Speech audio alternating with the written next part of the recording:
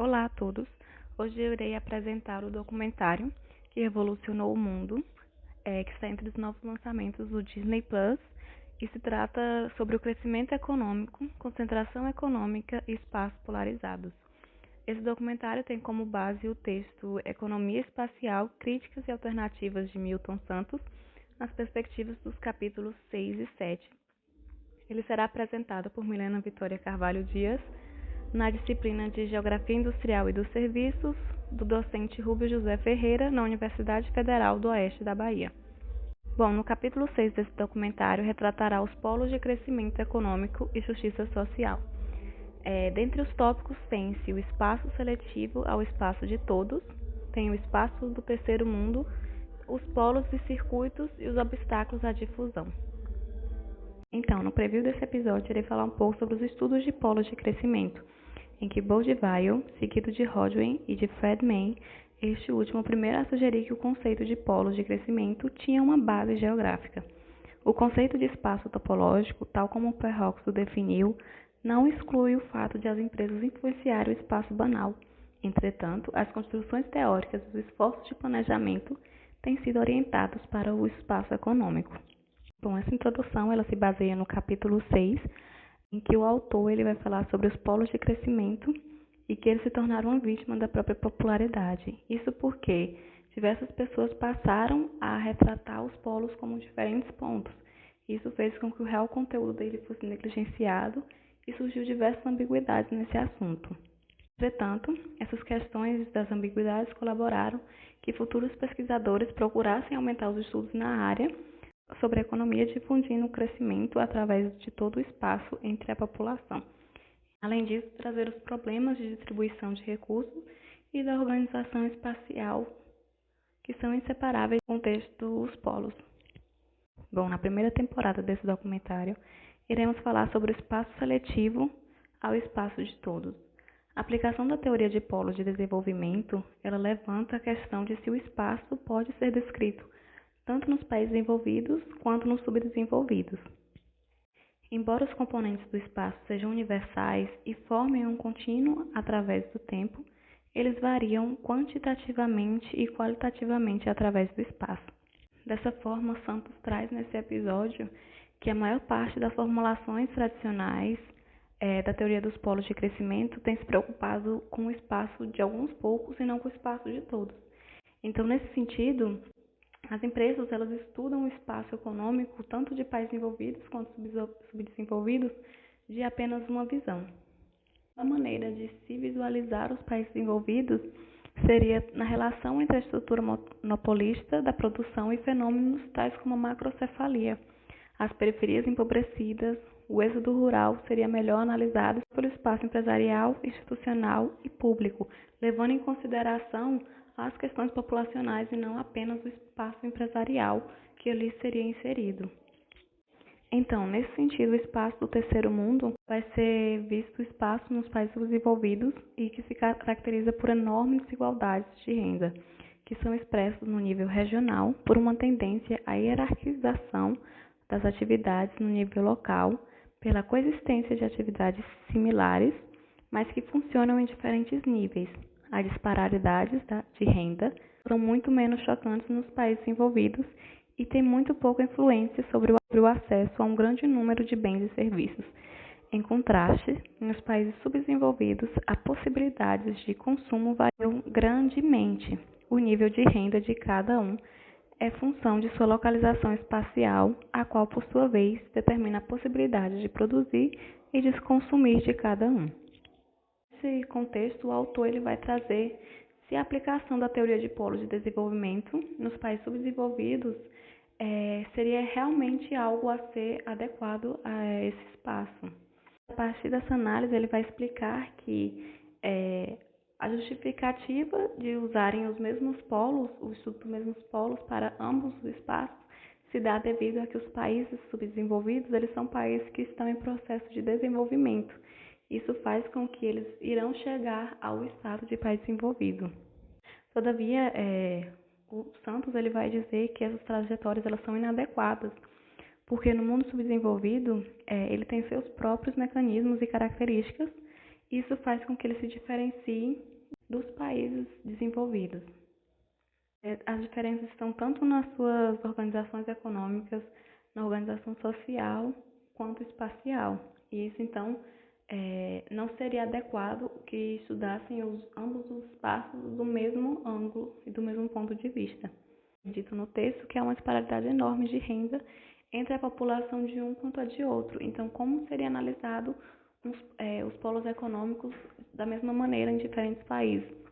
Em que um país tem uma enorme desigualdade econômica, em que uns recebem grandes quantias enquanto outros não têm nem o que receber, com um país em que tem uma estabilidade econômica e tem maior diversidade de empregos e maior especificações em áreas de trabalho, com um desenvolvimento econômico melhor. Nesse sentido, os modos operacionais de espaços são influenciados por enormes disparidades geográficas e individuais. Em seguida, o autor apresenta que a partir da difusão dos gostos, o aparato econômico é forçado a se adaptar tanto aos imperativos de uma modernização poderosa, como às realidades sociais novas e herdadas. Isto é, igualmente verdadeiro para o aparato da produção e para o aparato de uma distribuição. Dessa forma, são criados dois circuitos econômicos, que são responsáveis não apenas pelo processo econômico, mas também pelo processo que governa a organização dos espaços. Então, a partir desses circuitos são criadas as atividades em que os diferenciam, em que a atividade do circuito superior, elas são responsáveis pela macro-organização do espaço, enquanto a organização espacial em nível local se divide entre o circuito inferior e superior. A teoria desses circuitos urbanos nos países do terceiro mundo, ela é um verdadeiro paradigma. Isso porque as suas formulações, elas não são capazes de interpretar a realidade desses países e os problemas enfrentados por ele. Então, é um modelo que é voltado para países desenvolvidos, que é inserido nos países desenvolvidos e que não tem o mesmo poder que tinha nesses outros países. Então, a partir dessa análise, formam-se dois subsistemas, já que esses sistemas eles não são capazes de suprir a necessidade dos países envolvidos. Então, cria-se o circuito superior moderno e o circuito inferior. O circuito superior é resultado direto da modernização tecnológica e seus elementos mais representativos são o monopólio. O circuito inferior, composto por atividades em pequena escala, envolvendo primordialmente a população pobre. Esta, em contraste, bem estabelecida na cidade e mantém relações privilegiadas com sua região. Devido à realidade social e econômica nos países subdesenvolvidos, o circuito inferior ele cria maior estabilidade nesses países subdesenvolvidos, enquanto ele é tido nos países envolvidos como um freio no crescimento econômico, já que para eles o circuito superior é o responsável pelo crescimento econômico, a expansão de empresas pelo território, enquanto o inferior ele vai ser responsável por atividades de pequeno porte para eles. Todavia, essa realidade nos países subdesenvolvidos, ela se insere mais do que o circuito superior, que mesmo assim não tem tanta influência na divisão de trabalho dos países subdesenvolvidos. Então, as atividades terciárias que vão assumir uma maior importância dentro do sistema urbano e as indústrias modernas, elas são incapazes de oferecer emprego suficiente. Ela não consegue realmente suprir a necessidade de emprego da população pobre desses países. Dessa forma, pode-se afirmar que o crescimento econômico e o desenvolvimento do circuito inferior, eles ocorrem de uma maneira paralela nesses países, já que o crescimento tido para eles de maior quantidade de empresas, ele não aparece como um processo capaz de eliminar a pobreza nesse país. Sobre os obstáculos de difusão, o autor traz o exemplo de Barquisimeto, na Venezuela, o típico dessa industrialização para cima, o desenvolvimento da tecnologia, administração e transportes. Como nos países desenvolvidos, como será possível formar polos de crescimento que levem em consideração a polarização representada pela existência dos dois circuitos na economia urbana? A solução está, então o autor ele vai dizer que a solução está em se encontrarem modos de difundir o crescimento através do espaço e de evitar que a modernização amplie o circuito inferior, em razão de sua falta de efeitos positivos, o que tem piorado a pobreza mais cedo ou mais tarde. Resulta no declínio das empresas do circuito superior marginal e toda tomada de decisão, se não toda a produção, se transfere para a cidade macrocefálica. O circuito superior marginal encontra-se presentemente em condições de abastecer as populações das vizinhanças, enquanto oferece localmente um grande número de empregos diretos e indiretos. Não obstante, seu futuro é muito incerto porque o controle por um sistema de produção que deveria aumentar a produtividade econômica, mas que na realidade enfraquece o Estado.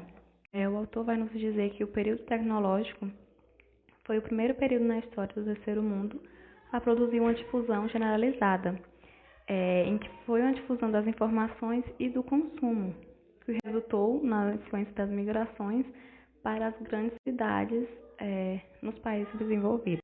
Ela foi estabelecida em um polo regional como consequência da criação de monopólios e o que foi responsável pela macrocefalia que existe nas grandes cidades nesses países desenvolvidos. Essas macrocefalias, elas são um rápido processo de urbanização e intensificação do deslocamento populacional gerado no período de migrações para esses centros. Entre as consequências desse processo está o inchaço das cidades, a favelização e o aprofundamento da segregação socioespacial. Sobre esse contexto, Funes, de 1972, ele vai criticar a analogia que foi estabelecida entre os países envolvidos sobre os países desenvolvidos, ao sugerir a possibilidade de difusão do crescimento a partir de uma região mais envolvida. Foram que um polo de crescimento seria importante para que a economia difundisse para o resto do país. Todavia, a gente teve um exemplo aqui no Brasil, que inicialmente os polos de crescimento estavam focalizados em São Paulo, Rio de Janeiro e nas regiões no sul, e fez com que a economia ali favorecesse nos processos deles se tornarem pontos luminosos, em que tinha um processo econômico favorável, enquanto no resto do país as populações viviam em estado de pobreza grave, o que fazia com que eles tivessem que migrar para esses outros locais buscando melhorias de vida. Então vai gerar pobreza tanto nesses polos quanto para o resto do Brasil, que vai ter um crescimento regional econômico desigual. Bom, no capítulo 7 desse documentário, A Totalidade do Diabo, como as formas geográficas difundem o capital e mudam as estruturas sociais, será abordado. Formas como ferramenta do capital, ação sobre o mundo rural, ação do espaço urbano e uma breve finalização. Então, nessa segunda temporada, as formas como ferramenta do capital, as formas elas foram usadas no passado para ajudar na transformação da estrutura social, tanto no campo como na cidade. Um exemplo foi o movimento dos Inclusories, cercamento de terras no século XVIII na Inglaterra. Nesse capítulo, o autor ele vai trazer explicações que abrangem os temas de objeto, as formas e produção. Os objetos, segundo o autor, podem desempenhar um papel instrumental, levando transformações na sociedade. E a partir desses objetos, ele vai iniciar com a abordagem das formas como ferramenta do capital e os exemplos dados, como da Inglaterra e também um exemplo na França. Era um bairro tradicional da cidade onde ocorria um comércio ele foi transformado em um bairro da população burguesa e retirou toda essa camada que vivia ali do comércio e fez com que eles fossem para periferias e aquele local ali fosse gentrificado para a população rica que não queria entraves como pessoas ali na rua fazendo um comércio. Então, essas condições históricas, elas facilitam o mecanismo de expansão do capital no espaço através do uso das formas.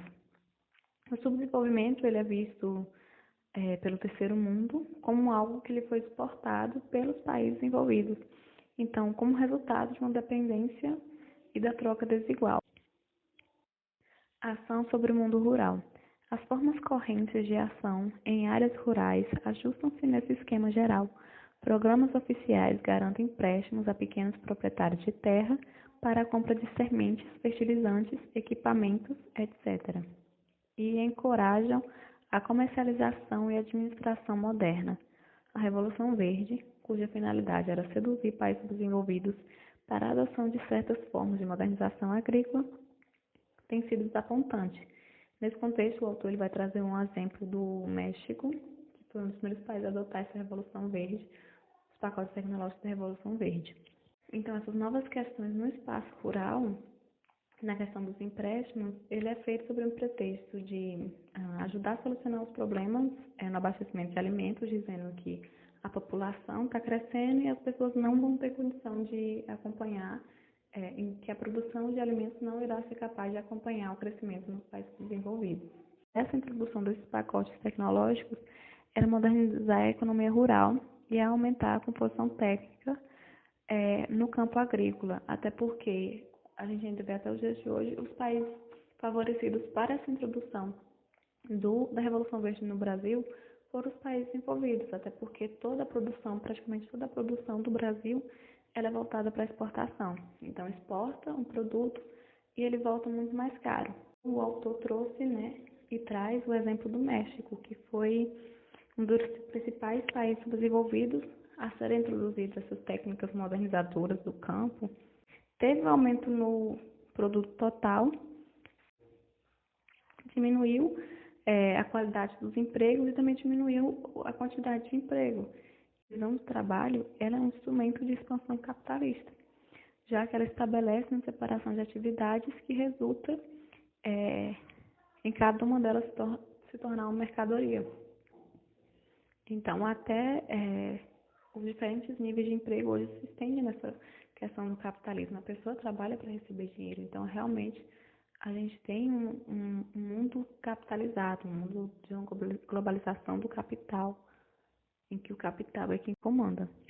São sobre o espaço urbano. O mesmo mecanismo se aplica nas cidades, através da ação do planejamento urbano, que muitas vezes constitui uma fachada científica para operações capitalistas, como, por exemplo, a construção de projetos de arranha-céu e de obras públicas de grande escala, que implicam em um grande investimento nas cidades. Assim, essas atividades construtivas, ao mesmo tempo, implicam na importação de equipamento, matéria-prima e capital, aprofundando as necessidades nessas áreas. Elas desencaminham investimentos necessários a outras atividades urbanas, na própria cidade ou em outros locais. As formas se tornam instrumentos ideais para promover a introdução do capital tecnológico estrangeiro numa economia subdesenvolvida e para ajudar no processo de superacumulação, cuja contrapartida é a superexploração.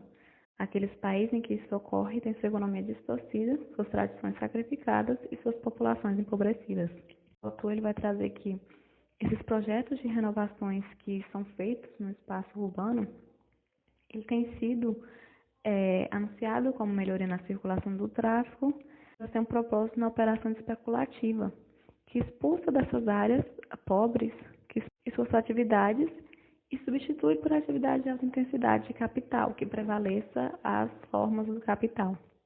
Então, o autor ele vai tecer comentários tanto sobre o conceito de totalidade, base para a interpretação de todos os objetos e forças, o processo que ele não é constante, sim temporário, que ele é um breve momento entre a formação até a finalização de um objeto, vai ser a formação econômica que vai realmente dar um significado concreto dentro de um sistema, que não favorece aos países a questão do desenvolvimento social dos países, e sim favorece ao capital, principalmente para os países envolvidos.